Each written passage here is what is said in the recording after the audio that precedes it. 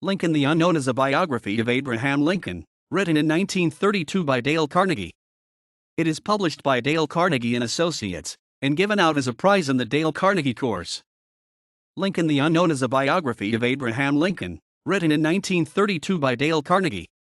It is published by Dale Carnegie and Associates, and given out as a prize in the Dale Carnegie Course. One spring day, Dale Carnegie was breakfasting at a hotel in London. He came across a column in the Morning Post newspaper entitled Men and Memories.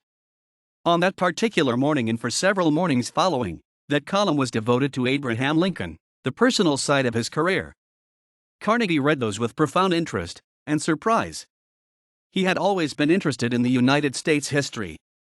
Aroused by the articles in the Morning Post, Carnegie went over to the British Museum Library and read a number of Lincoln books. The more he read, the more fascinated he became.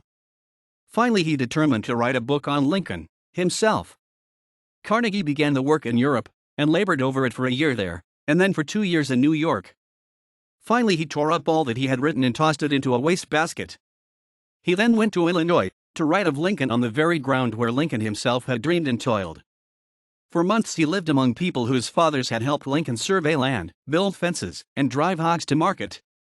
For months he delved among old books, letters, speeches, half-forgotten newspapers, and musty court records, trying to understand Lincoln. Carnegie spent one summer in the little town of Petersburg. He went there because it is only a mile away from the restored village of New Salem, where Lincoln spent the happiest and most formative years of his life. The same white oaks under which Lincoln studied, wrestled, and made love were still standing. Every morning Carnegie used to take his typewriter and motor up there from Petersburg, and wrote half of the chapters of his book under those trees. He often used to go alone to the woods along the banks of the Sangamon on summer nights, realizing that on such nights Lincoln and Anne Rutledge, his first love, had walked over this same ground. When Carnegie came to writing the chapter dealing with the death of Rutledge, he drove over the country roads to the quiet, secluded spot where she lay buried. It was abandoned and overgrown, so to get near her grave, he had to mow down weeds, brush and vines. Carnegie also wrote many of the chapters in Springfield. Some in the sitting room of the old home where Lincoln lived, some at the desk where he composed his first inaugural address, and others above the spot where he came to court and quarrel with Mary Todd Lincoln.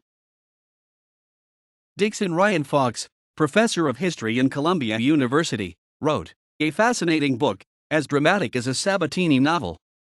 It is just in portraiture and wise in emphasis. It is the most vivid volume I have read on Lincoln's whole life." Lowell Thomas wrote, "The most amazing story in American history.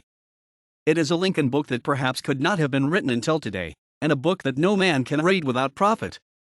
I know of no other short work on Lincoln which presents so much of him and presents it so unforgettably." Homer Crow wrote, "It's a wonder. I've always been a Lincoln bug and have read many volumes on him.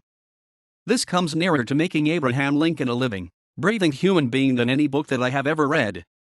This book takes Lincoln out of the sky, moves him into the house next door and makes a neighbor of him.